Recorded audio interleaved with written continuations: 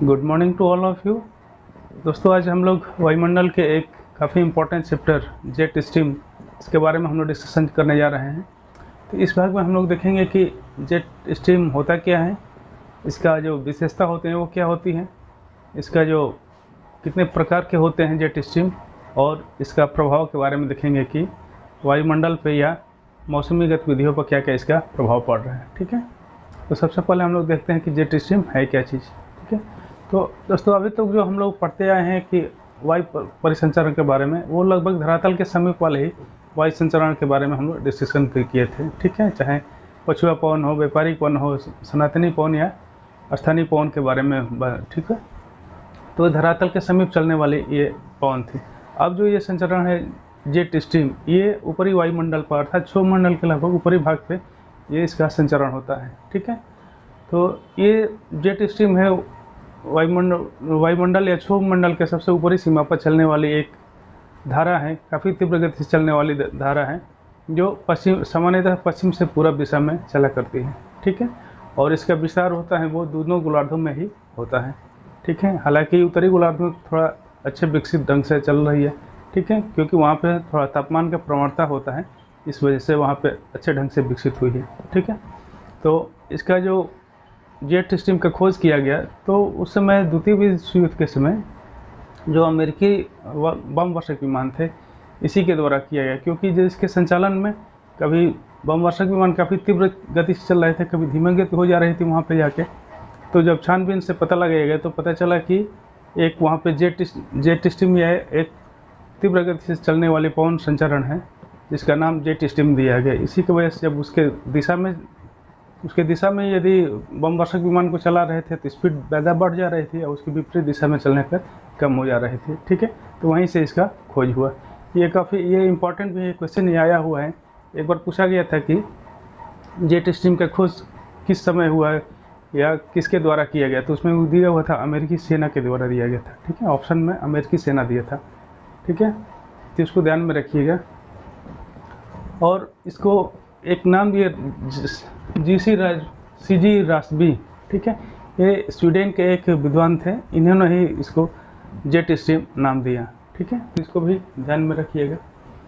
अब इसका विशेषता हम लोग देखते हैं कि इसके विशेषता क्या होती हैं। तो जैसे कि हम लोग जानते हैं कि ये ऊपरी वायु भाग में चलती हैं, क्षोभमंडल के ऊपरी भाग में चलती हैं, और इसका जो चलने का जो तरीका होते हैं लहरदार और विसर्पाकार मार्ग में चलती हैं। ठीक है, लहरदार मतलब इस ढंग से इसका चलती है संचालन, या अप डाउन, जैसे उसका ऊर्ध्वाधर संचालन जैसे होता है, ऊर्ध्वाधर भी होता है और साथ साथ विसर्पाकार होता है, या दाहिने बाएं ही करके ही चलते हैं। ठीक है, ऐसे अप डाउन होता है, साथ में वर्टिकल और हॉरिजॉन्टल दोनों तरह से चलती है। ठीक है, विसर्पाकार मार्ग में। और इसकी जो लंबाई होती है, लंबाई इसकी काफ़ी ज़्यादा होती है, हज़ारों किलोमीटर लंबाई होती है। चौड़ाई होती है 40 से 160 किलोमीटर के आसपास, और जो इसकी मोटाई होती है 2 से 3 किलोमीटर इसकी मोटाई होती है। ठीक है, ये पूरे भूमंडल पे पूरे जो से एक जिस गोलार्ध में चलती हैं या जिस भाग में चलती हैं, पूरे भूमंडल के चारों तरफ ये चला करती हैं। देखिए, जैसे इस देख रहे हैं पूरे गोलार्ध में चला करती हैं। ठीक है, तो इसका जो लंबाई है लगभग हज़ारों किलोमीटर से ऊपर होता है, हज़ारों किलोमीटर होता है। इसकी गति होती है, औसत गति इसकी 120 किलोमीटर प्रति घंटा है। ठीक है, लेकिन जो इसका न्यूनतम गति है, सबसे नीचे वाली कम गति है, वो 100 किलोमीटर से नीचे नहीं है। ठीक है, 100 किलोमीटर से ऊपर ही अक्सर चला करती है। जबकि इसका मैक्सिमम गति है, मैक्सिमम जो वेग है वो शीतकाल में होता है, क्योंकि शीतकाल में तापांतर काफ़ी ज़्यादा होता है, या जो ताप प्रवणता होता है ध्रुव से विषुवत रेखा के बीच में ताप प्रवणता बनता है, वो काफ़ी ज़्यादा अंतर होता है शीतकाल में, इसीलिए शीतकाल में इसकी जो वेग होता है काफ़ी तीव्र हो जाता है। ठीक है, इसका मैक्सिमम वेग अभी तक 480 किलोमीटर प्रति घंटा चेक किया गया था। ठीक है, नापा गया है अभी तक 480 किलोमीटर प्रति घंटा वेग के वेग से। ठीक है, अब ये हम लोग ये जिसे सूर्य के उत्तरायण या दक्षिणायन होता है, उसी अनुसार इसकी भी स्थिति बदलती रहती है। जिस समय उत्तरायण होता है सूर्य के उत्तरायण, तो ये भी जो बेल्ट होता है या इसकी स्थिति होती है थोड़ा सा उत्तर शिफ्ट हो जाती है, या दक्षिणायन के समय दक्षिण भी शिफ्ट हो जाती है। ठीक है, अब देखते हैं हम लोग इसका प्रकार, जेट कितने प्रकार के होते हैं। ठीक है, तो स्थिति के आधार पे लगभग जेट को 4 भागों में डिवाइड किया गया है। यह 4 प्रकार के जेट होते हैं। ठीक है, देखते हैं एक एक करके हम डिटेल में। पहला है उपोष्ण पछुआ जेट। ठीक है, उपोष्ण पछुआ जेट जिसका जो विस्तार होता है 20 से 35 जो डिग्री अक्षांश है, उत्तरी अक्षांश या दोनों गोलार्ध में चला करते हैं 20 से 35। ठीक है, 20 से 35 जैसे यहाँ दिया हुआ है 20 से 35 डिग्री बीच में दोनों अक्षांशों में ये चला करती हैं। ये पश्चिम से पूर्व की तरफ चलती हैं। ठीक है, ये तापीय प्रवणता के भी आधार पर होता है। काफ़ी जितना तापीय प्रवणता जितना ज़्यादा होगा उतना स्पीड इसका ज़्यादा होगा। ठीक है, इसका वेग होता है काफ़ी तीव्र गति से चलने वाली होती है। अभी तक जितने भी इसमें जेट स्ट्रीम है सर्वाधिक तीव्र गति से ही चलती हैं। इसका जो गति होता है 340 से लेकर 480 किलोमीटर प्रति घंटा के हिसाब से या वेग से चलती हैं। ठीक है, और ये पश्चिम से पूर्व की तरफ चलती हैं। ठीक है, ये जितने भी जेट स्ट्रीम है लगभग सभी पश्चिम से पूर्व की तरह चलती हैं। केवल एक जेट स्ट्रीम है उष्णकटिबंधीय पूर्व जेट, यही केवल पश्चिम से पूर्व से पश्चिम की तरफ चलती हैं। ठीक है, और बाकी जितने भी हैं बाकी 3 हैं वेस्ट टू ईस्ट चलती हैं। ठीक है, और जो उष्णकटिबंधीय वाला है ये ईस्ट टू वेस्ट चलती हैं। ठीक है, इसको ध्यान में रखिए, केवल एक याद करना है, बाकी तो सब एक ही जैसे ही है। ठीक है, अगला है ध्रुवीय सीमाग्र जेट। ये इसका विस्तार होता है 40 डिग्री से 60 डिग्री उत्तरी या दक्षिणी अक्षांश के बीच में होती है। ठीक है, 40 से लेकर 60 डिग्री के बीच में इसमें चला करती कभी इसका वेग जो उत्तरी सीमा होती है 70 डिग्री अक्षांश तक भी पहुंच जाता है। ठीक है, ये तापीय प्रवणता पर आधारित इसकी जो उत्पत्ति होती है तापीय प्रवणता के आधार पर होते हैं। जैसे कि हम लोग इसमें जानते हैं कि इस भाग में ध्रुवीय हवा और पछुआ हवाओं का अभिसरण होता है। ठीक है, इधर से पछुआ हवा जाती है और इधर से ध्रुवीय हवाएं आती हैं, और दोनों का आपस में जो अभिसरण होता है तो अभिसरण वाला क्षेत्र पे वाताग्र का निर्माण होता है। ठीक है, वाताग्र के बारे में हम लोग आगे जो डिस्कस करेंगे शीतोष्णकटिबंधीय चक्रवात जिसमें डिस्कस करेंगे तो उसमें देखेंगे। ठीक है, तो वो एक वाताग्र का निर्माण होता है और इसी वाताग्र के ऊपर भी जो ध्रुवीय सीमाग्र जेट जो है उसका निर्माण होता है। ठीक है, जिसे धरातल है, इधर से ध्रुवीय हवाएं आ रही हैं। ठीक है, और इधर से पछुआ हवाएं आ रही हैं।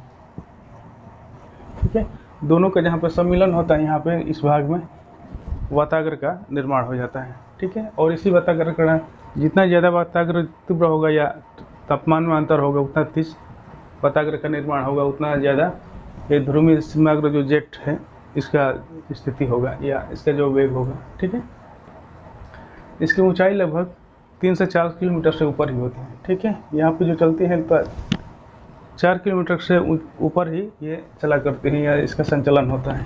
ठीक है, ये भी पश्चिम से पूर्व की तरफ ही चलते हैं। ठीक है, अब अगला देखते हैं ध्रुवीय रात्रि जेट एवं या आर्क जेट के नाम से जानते हैं। ठीक है, ध्रुवीय जेट ये उत्तरी ध्रुव या दक्षिणी ध्रुव भाग पे चला करती हैं। इसकी जब मुख्य उत्पत्ति होती है तापमान के अंतर के कारण ही होती है। जैसे कि हम लोग जानते हैं कि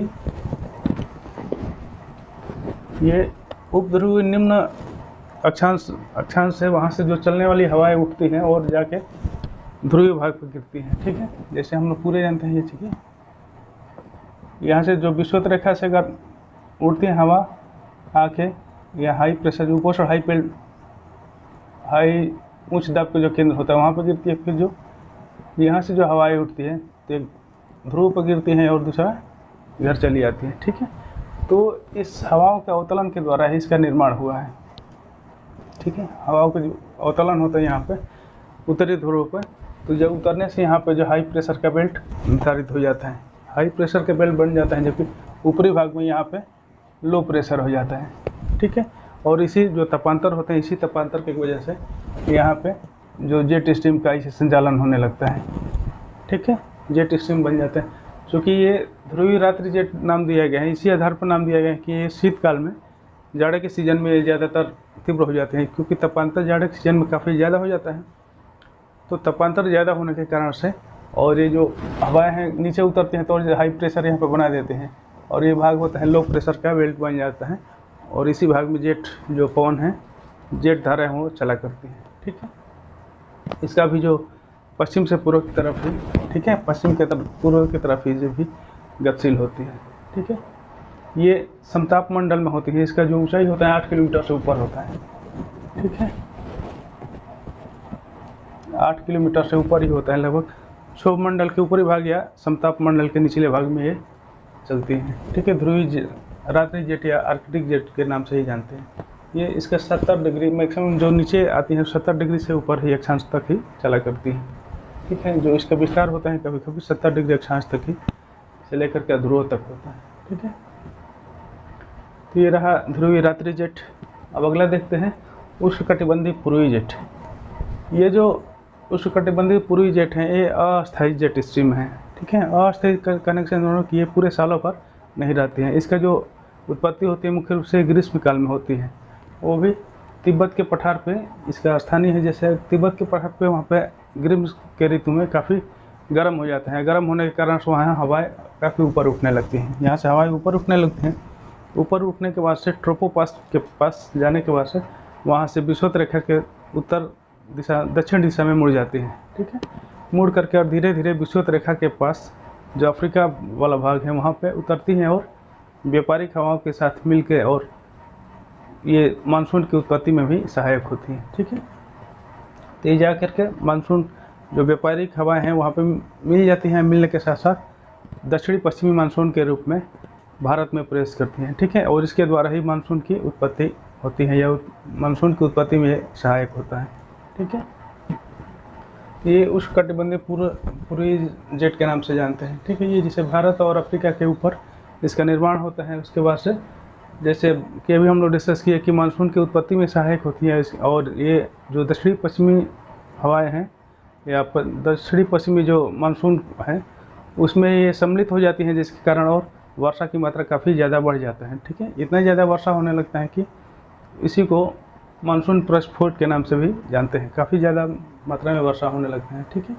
जैसे कि हम लोग डिस्कस किए ये केवल ग्रीष्म ऋतु में ही चला करती है, ठीक है। तो ये रहा जेट स्ट्रीम के प्रकार। अब देखते हैं हम लोग जेट स्ट्रीम के द्वारा क्या क्या प्रभाव पड़ता है मौसम पे या अन्य गतिविधियों पे। तो जो सबसे पहला इसका प्रभाव है, इसके शीतोष्णकटिबंधीय चक्रवात की प्रचंडता में वृद्धि करती है। जैसे कि अभी हम लोग डिस्कस कर रहे थे कि ये ध्रुवीय समग्र जेट है, इसका जो संचालन होता है ये लगभग 40 से 60 डिग्री के बीच में होता है और यहीं पे हवाओं का ये मिलन होता है, जो ये अभिसरण होता है पछुआ और ध्रुवीय हवा। और जहाँ पर अभिसरण होता है वहीं पे वातागर का निर्माण होता है। ये वातागर के निर्माण में या चक्रवाती दशाओं में और ज़्यादा वृद्धि कर देती है। काफ़ी तीव्र गति से चक्रवात का संचालन होने लगता है, ठीक है। तो इसीलिए दिया गया है कि शीतोष्णकटिबंधीय चक्रवात की प्रचंडता में वृद्धि कर देती है, ठीक है। और ये चूँकि गर्म भी होती है, गर्म की वजह से वहाँ पे नमी उठा लेती हैं, वर्षण ज़्यादा कर देती है, संघनन के कारण वर्षा भी में वृद्धि कर देती है, ठीक है। दूसरा है मानसून की उत्पत्ति में जो जेट स्ट्रीम होते हैं वो सहायक होते हैं। जैसे अभी हम लोग डिस्कस कर रहे थे उष्णकटिबंधीय पूर्वी जेट के बारे में कि ये मानसून के उत्पत्ति में सहायक होता है, ठीक है। जैसे कि अभी हम लोग देखें कि जो तिब्बत से हवा ऊपर की तरफ उठती है और क्षोभ मंडल के पास जाने के बाद से या ट्रोपोपास के पास जाने के बाद से विपरीत दिशा में मुड़ जाती हैं और वो जो दक्षिण पश्चिम मानसून है उसके रूप में इसके साथ मिलने के साथ उसकी प्रचंडता में काफ़ी वृद्धि कर देती है, ठीक है। तो मानसून की उत्पत्ति के लिए भी है। तीसरा है भारत में पश्चिमी विक्षोभ के रूप में, ठीक है, यह शीतकालीन में वर्षा करती है। जैसे कि हम लोग जान रहे थे कि ये उपोष्णकटिबंधीय जो पछुआ जेट है ये 30 से 40 के बीच में ये भाग में चला करती हैं, ठीक है। मैंने 20 से 35 डिग्री के बीच में चला करते हैं, कभी कभी 40 डिग्री तक भी पहुंच जाते हैं। तो इस भाग में जो भूमध्य सागर है, भूमध्य सागर भी इस बेल्ट में आता है और भूमध्य सागर से हवा अपना नमी उठा लेती है, ठीक है। नमी उठा करके ले करके और भारत में जो शीतकाल में वर्षा का कारण बनती है। जैसे कि ये देख रहे हैं हम लोग, ठीक है। यहाँ से जो उपोष्णकटिबंधीय पछुआ जो जेट स्ट्रीम है वो आती है, उसके बाद से हिमालय और तिब्बत के पठार के उसकी वजह से दो भागों में डिवाइड हो जाती है, ठीक है। यहाँ पे जैसे कि हम लोग जानते हैं कि हिमालय पर्वत है, तो यहाँ से दो भागों में डिवाइड हो जाती है और एक भाग उत्तर पछुआ जेट के रूप में चलता है, उत्तर वाला भाग को कहते हैं, और जो दक्षिण वाला भाग होता है वो भारत में प्रवेश कर जाता है। ठीक है, यहाँ से जम्मू कश्मीर, राजस्थान, पंजाब साइड में या नॉर्थ जो एरिया है, नॉर्थ इंडिया है, इसमें शीतकाल में वर्षा के कारण बनती है। ठीक है, यही भाग इसको भारत में पश्चिमी विक्षोभ के नाम से जानते हैं। ठीक है, ये काफ़ी इंपॉर्टेंट है, इससे अक्सर क्वेश्चन पूछे जाते हैं। ठीक है, कि शीतकाल में जो वर्षा होती है किसके कारण होते हैं, तो हम लोग बता सकते हैं कि पश्चिमी विक्षोभ के कारण होता है। ठीक है, ये पश्चिमी विक्षोभ वास्तव में उपोष्णकटिबंधीय पछुआ जेट का ही भाग है। ठीक है, उसका दक्षिणी विस्तार है ये। ठीक है, तो हम लोग इसका आंसर दे सकते हैं अच्छा ढंग से। इसी क्वेश्चन को किस ढंग से, कई ढंग से घुमा घुमा के पूछता है, लेकिन जो इसका बेसिक कॉन्सेप्ट है यही रहता है। ठीक है, तो ये शीतकालीन वर्षा करती हैं भारत में। अगला है मौसम की शीतलता और इसके जो ग्रीष्म है इसमें भी वृद्धि कर देती है, गर्माहट में काफ़ी वृद्धि कर देती है। ठीक है, जैसे कि जानते हैं कि इसके मौसम के वजह से ये जेट स्ट्रीम है, इसके वजह से जब संचलन होता है तो जहाँ ऊपरी भाग होता है संचलन अप डाउन चलती हैं, जहाँ नीचे वाला भाग होता है वहाँ पे लो प्रेशर, हाई प्रेशर का बेल्ट बन जाता है।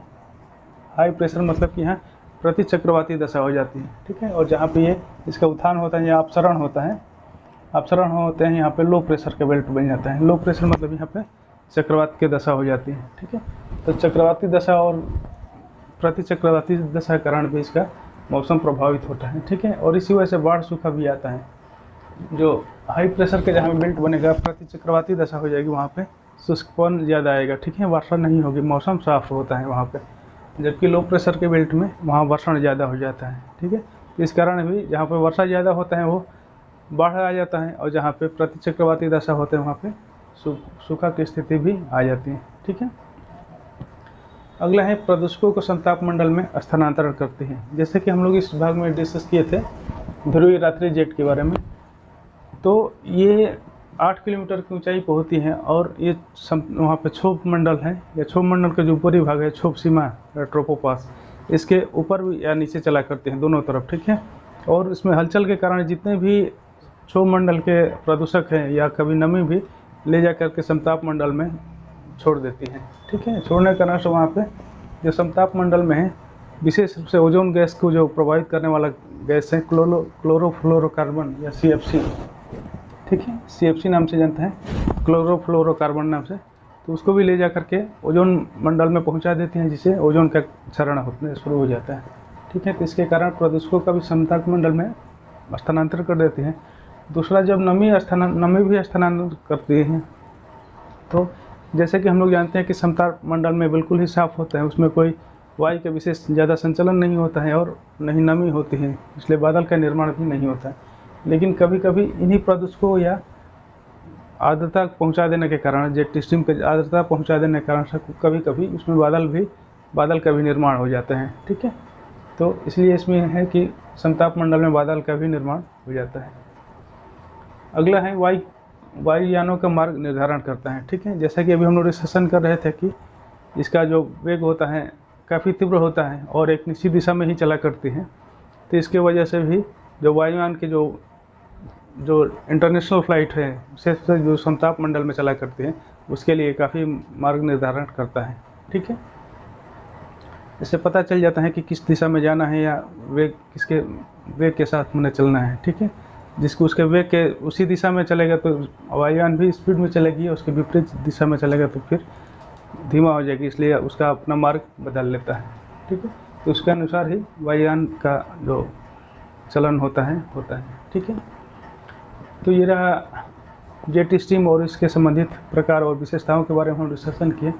ये काफ़ी इम्पोर्टेंट टॉपिक है, क्योंकि ये जो IAS और PCS के जो मुख्य परीक्षा होते हैं उसमें शॉर्ट नोट्स के रूप में विशेष रूप से पूछा जाता है। ठीक है, और आजकल इस समय के लिए और भी ज़्यादा इम्पोर्टेंट हो गया, क्योंकि ये काफ़ी टेक्निकल है और साइंटिफिक है। ठीक है, तो इस वजह से काफ़ी ज़्यादा इम्पोर्टेंट हो जाता है, और जो मौसम के इसमें धीरे धीरे जितने भी क्वेश्चन आ रहे हैं पर्यावरण संबंधित, इससे रिलेट करके ही आ रहे हैं। ठीक है, तो मेंस के लिए तो इम्पोर्टेंट है, साथ साथ प्रीलिम्स के लिए और विशेष रूप से सामान्य अध्ययन के लिए तो है ही, हमेशा इससे क्वेश्चन पूछा जाता है।